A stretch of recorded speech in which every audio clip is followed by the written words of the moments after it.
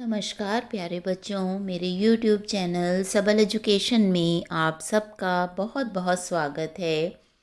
आज की इस वीडियो में हम बिस्कोहर की माटी क्लास 12th अंतराल पुस्तक के तीसरे पाठ के प्रश्नोत्तर पढ़ने और समझने जा रहे हैं। मैंने अपने पिछले वीडियो में इस पाठ के नोट्स आपको बहुत अच्छे से समझाए थे। आशा है आपको समझ आ गए होंगे। अगर आपने मेरा वो वीडियो नहीं देखा तो मैं उसका लिंक डिस्क्रिप्शन बॉक्स में डाल दूँगी। आप उसे देखिए और पाठ को अच्छे से समझिए। इस वीडियो में हम आपके सेकंड टर्म में पाठ में से जो प्रश्न पूछे जाएंगे उन सभी अति महत्वपूर्ण, बहुत ही इम्पॉर्टेंट क्वेश्चन आंसर्स के बारे में पढ़ने और समझने जा रहे हैं।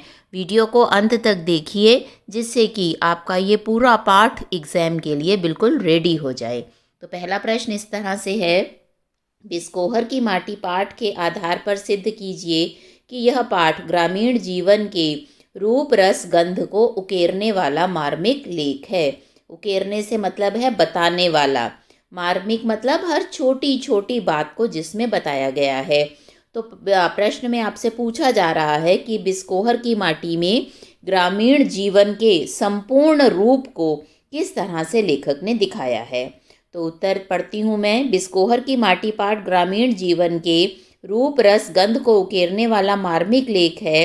इस पाठ में हमें गांव के बारे में निम्नलिखित जानकारियाँ मिलती हैं। संपूर्ण ग्रामीण जीवन के बारे में हमें क्या क्या पता चलता है कि तालाबों में कमल के फूल खिले रहते हैं, वहाँ कमल के नाल को भसीण कहते हैं, वहाँ का कमल ताल था लेमड़ी का ताल। गांव के भोज में हिंदुओं के यहाँ भोजन कमल पत्र पर परोसा जाता है, वहाँ कमल गट्टा ज़रूर खाया जाता है। गांव में कमल से ज़्यादा कोइयाँ की बहार होती है। कोइयाँ एक जल पुष्प है। जल पुष्प मतलब पानी में खिलने वाला फूल, जिसे कुमुद भी कहते हैं। इसे कोका बेली भी कहा जाता है। तो कमल से ज़्यादा कोइयाँ खिलता है और कोइयाँ के क्या नाम है? कुमुद भी नाम है और कोका बेली भी एक नाम है। गांव के तालाबों में सिंघाड़े भी होते हैं, जिसके फूल उजले और गंध वाले होते हैं। सिंघाड़ा जब बतिया, छोटा और दूधिया होता है तब उसमें गंध होती है। तो सिंघाड़े कहाँ फलते फूलते हैं? तालाबों में। गांव में शरद ऋतु में हार सिंगार फूलता है। हार सिंगार का छोटा छोटा सफ़ेद रंग का फूल होता है जो शरद ऋतु में खिलता है। पितृपक्ष में घर के दरवाजे पर हार सिंगार की राशि रख दी जाती है। ये काम प्राय मालिन करती है। गांव में खेतों के मेड़ों पर सांप बहुत मिलते हैं। गांव में कीचड़ और बदबू होती है। कच्ची ज़मीन होने के कारण जब भी बारिश होती है तो कीचड़ हो जाता है और उस कीचड़ में बदबू भी पैदा हो जाती है। दूसरा प्रश्न है, वर्तमान समाज में माताएं नवजात शिशु को दूध नहीं पिलाना चाहती। आपके विचार में माँ और बच्चे पर इसका क्या प्रभाव पड़ रहा है? तो आज के समय की बात की जा रही है। लेखक ने तो अपने समय की बात बताई है पाठ में। यहाँ पर आपसे जो प्रश्न पूछा जा रहा है वो आज के समय का पूछा जा रहा है। तो इसके कई कारण हैं। एक तो माताएं अपने शारीरिक सौंदर्य के प्रति बड़ी सचेत हैं और उनका विचार ये होता है कि अपने बच्चे को अगर वह अपना दूध पिलाएंगी तो उनका शारीरिक सौंदर्य खत्म हो जाएगा। दूसरा, कुछ स्त्रियां नौकरी भी करती हैं, उनकी मजबूरी है कि वो अपने बच्चे को अपना दूध नहीं पिला सकती। इसके साथ साथ सामाजिक बदलाव भी काफ़ी हद तक इसके लिए जिम्मेदार है, क्योंकि औरतें जो हैं इसे एक झंझट भरा काम भी समझती हैं। लेकिन हमारे विचार से एक नवजात शिशु के लिए माँ का दूध ही सबसे अच्छा आहार है और इसी से माँ का बच्चे के साथ एक भावनात्मक संबंध भी जुड़ता है। तो इसलिए प्रत्येक माँ को अपने बच्चे को अपना दूध अवश्य ही पिलाना चाहिए, क्योंकि इससे बच्चे के शारीरिक और मानसिक विकास में मदद मिलती है और साथ ही बच्चा कई तरह की बीमारियों से भी बचा रहता है। नेक्स्ट क्वेश्चन है, बिस्कोहर की माटी पाठ के आधार पर प्रकृति, नारी और सौंदर्य संबंधी लेखक की मान्यताएं स्पष्ट कीजिए। इसी तरह का मिलता जुलता प्रश्न है, प्रकृति सजीव नारी बन गई। इस कथन के संदर्भ में लेखक की प्रकृति, नारी और सौंदर्य संबंधी मान्यताएं स्पष्ट कीजिए। तो लेखक की प्रकृति के बारे में, नारी मतलब औरत के, स्त्री के बारे में और सौंदर्य के बारे में क्या क्या मान्यताएं हैं जो उन्होंने इस पाठ में बताई हैं, आपको इस प्रश्न के उत्तर में वो बतानी है। तो इसका उत्तर, लेखक अपने एक रिश्तेदार के घर बढ़नी गया था। बढ़नी बच्चों जगह का नाम है। उसने वहाँ एक औरत को देखा। वह लेखक से उम्र में काफ़ी बड़ी थी। उस समय लेखक 10 वर्ष का था। वो औरत बहुत ही रूपवती मतलब सुंदर थी। लेखक पर उस औरत के सौंदर्य का आकर्षण इस प्रकार हावी हुआ कि उसे समस्त प्रकृति में वही औरत नजर आने लगी। तो औरत जो है उसकी तुलना यहाँ लेखक ने प्रकृति से की है। जैसे प्रकृति उसे सुंदर लगती थी, पेड़ पौधे फूल उसे सुंदर लगते थे, जूही की लता उसे सुंदर लगती थी, उसे लगा वह औरत भी उसी प्रकृति की तरह ही सुंदर है और उस औरत में प्रकृति ही सजीव होकर मानो उसके सामने आ गई है। और वह औरत बिस्नात को औरत के रूप में नहीं, जूही की लता बन गई, चांदनी के रूप में लगी जिसके फूलों की खुशबू आ रही थी। तब प्रकृति सजीव नारी बन गई थी और बिस्नात उसमें आकाश, चांदनी, सुगंध सब कुछ देख रहे थे। दूर की चीज़ इतने नज़दीक आ गई थी। सौंदर्य क्या होता है, जीवन की सार्थकता क्या होती है, यह सब समझ में आ गया था। बिस्नात को फूलों, पेड़ों, लताओं तथा प्रकृति की समस्त वस्तुओं से बड़ा प्रेम था। प्रकृति उसके हृदय में बसी थी। वे प्रकृति को सजीव रूप में देखते थे। वह औरत भी उन्हें प्रकृति की तरह ही सुंदर लगी। इसलिए उन्हें लगा कि प्रकृति एक सजीव नारी बन गई है। सजीव मतलब जीती जागती नारी का रूप, औरत का रूप मानो उस प्रकृति ने धारण कर लिया है। अगला है, इस पाठ में गांव के बारे में क्या क्या जानकारियां मिलती हैं। तो इस पाठ में गांव के बारे में निम्नलिखित जानकारियां मिलती हैं। पहला तो है, गांव के लोगों का जीवन पूर्णतः प्रकृति पर निर्भर होता है, जिसका वर्णन लेखक ने इस पाठ में जगह जगह पर किया है। दूसरा, शरद और वर्षा ऋतु में गांव में रहने वालों को अनेक कठिनाइयों का सामना करना पड़ता है। बरसात के दिनों में कीचड़ और गंदगी हो जाती है। तीसरा, गांव में सब्जियों की बहुत भरमार होती है। गांव के खेतों की सुंदरता देखते ही बनती है।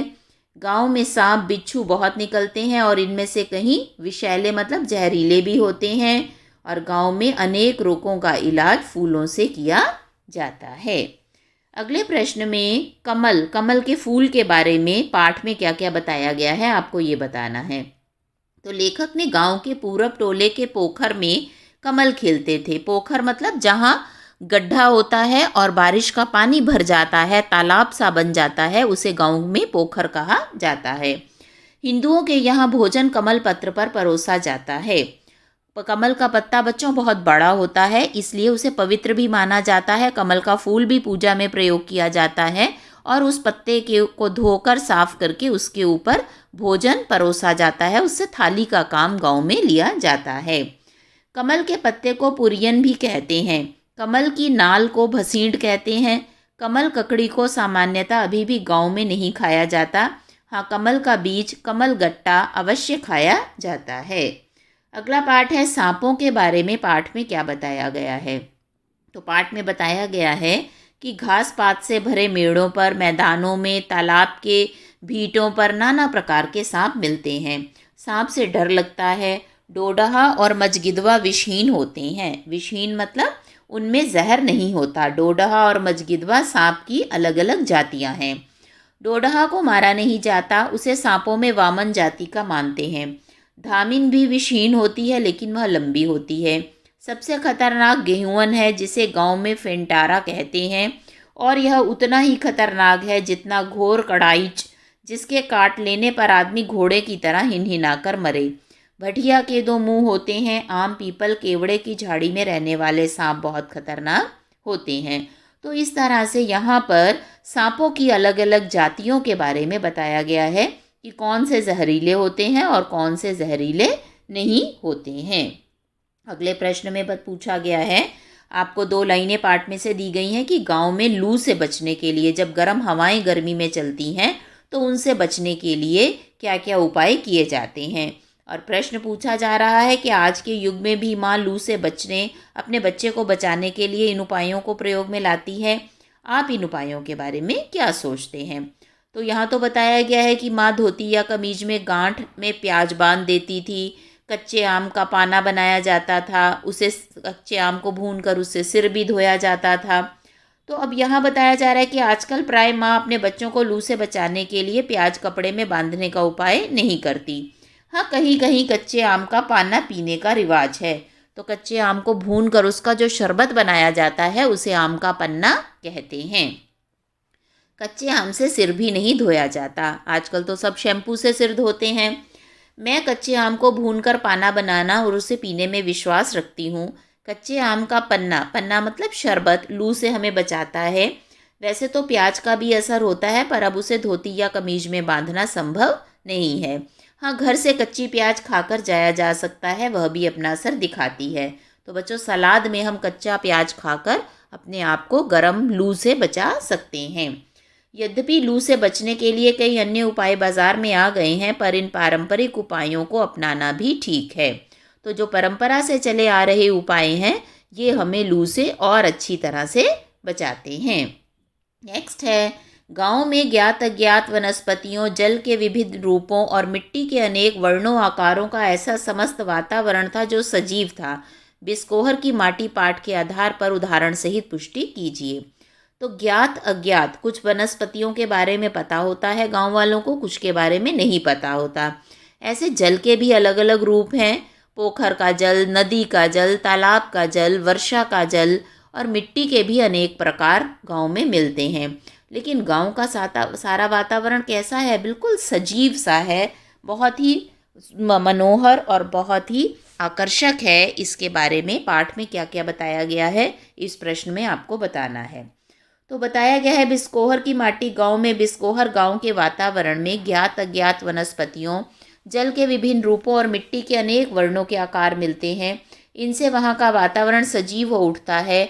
वहाँ कोय्या की भरमार होती है। कोय्या एक ऐसा जल पुष्प है जिसे कुमुद और कोका बेली भी कहते हैं। वह पानी में उगता है। शरद ऋतु में जहाँ भी गड्ढों में पानी एकत्रित हो जाता है, कोय्या फूल वहाँ उग जाता है। यह फूल बिस्नाथ के गांव में बहुत होता है। इसकी विशेषताएं निम्नलिखित हैं। शरद की चांदनी में सरोवरों में चांदनी का प्रतिबिंब और खिली हुई कोय्या की पत्तियां एक हो जाती हैं। इसकी गंध अत्यंत मादक होती है।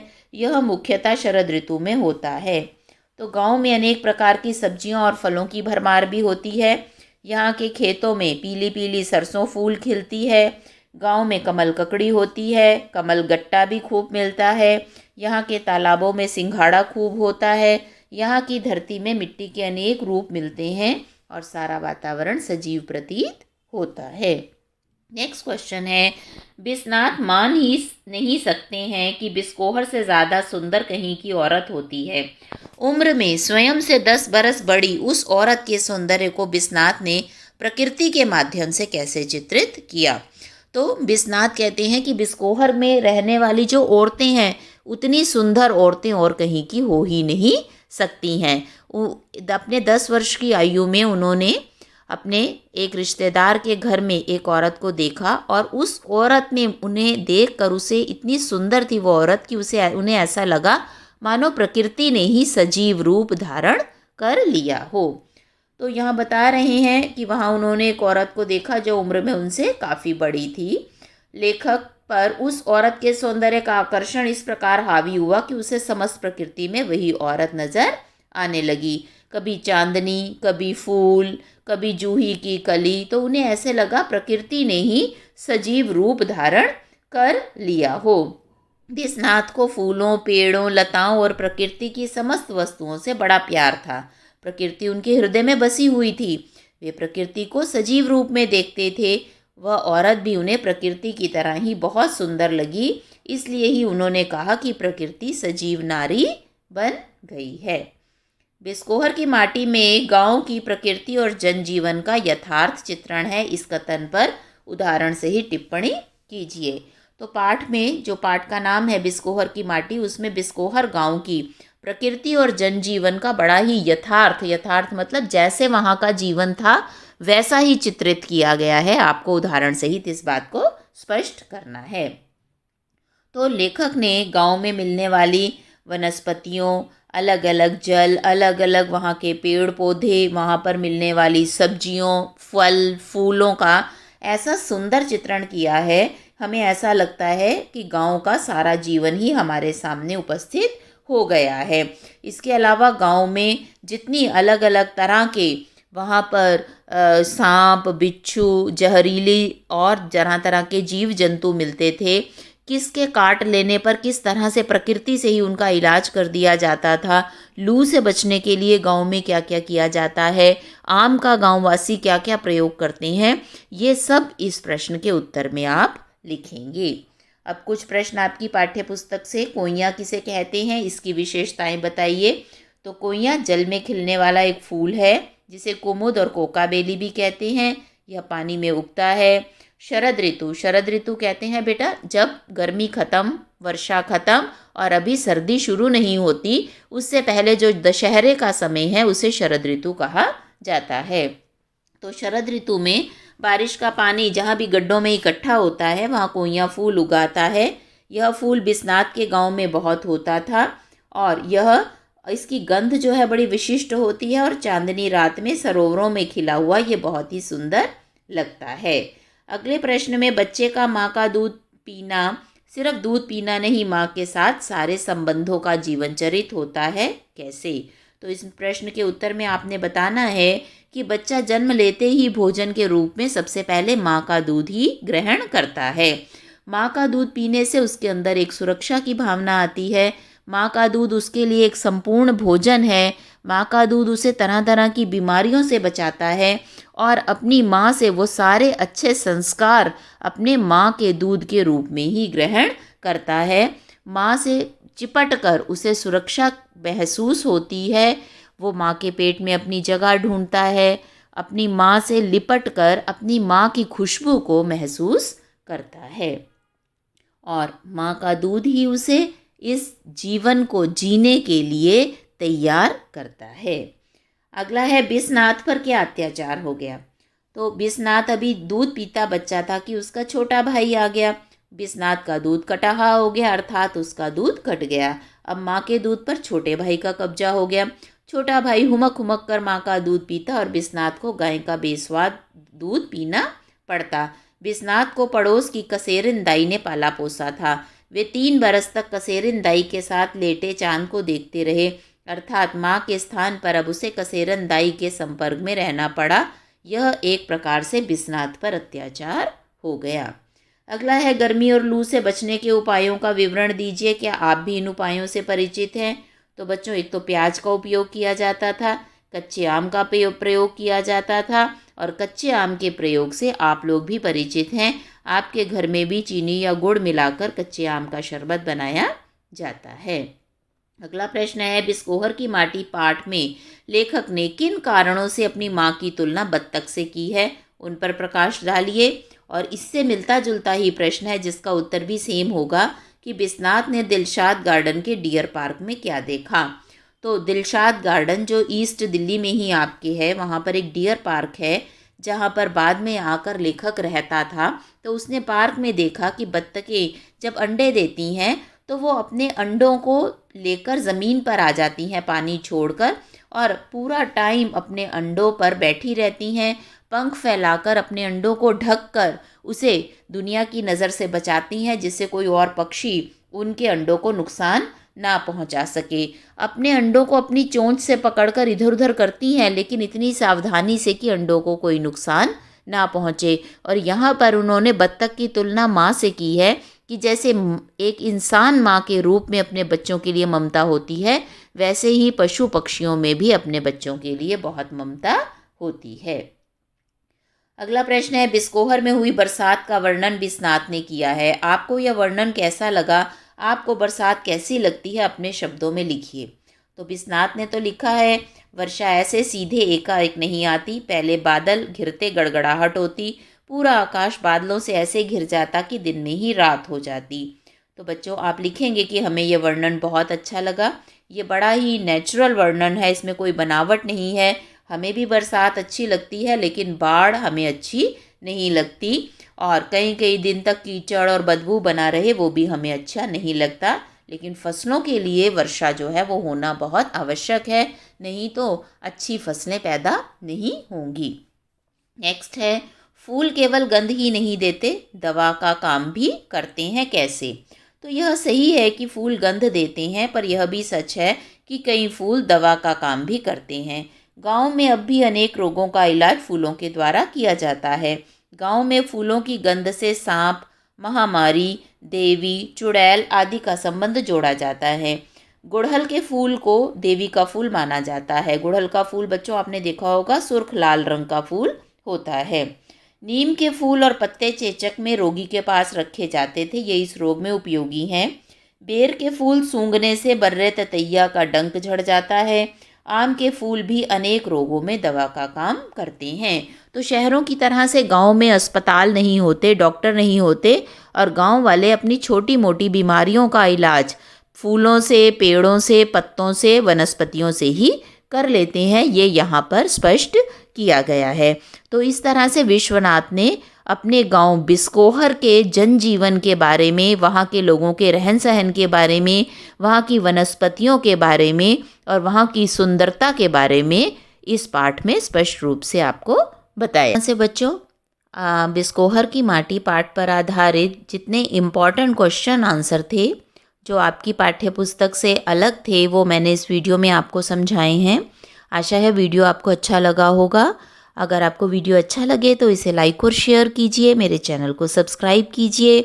डिस्क्रिप्शन बॉक्स में पाठ के नोट्स के वीडियो का लिंक भी मैं डाल रही हूँ, आप उसे भी देखिए, जिससे कि ये पाठ एग्ज़ाम के लिए बहुत अच्छे से आपका रेडी हो जाए। मेरे साथ बने रहने के लिए बहुत बहुत धन्यवाद।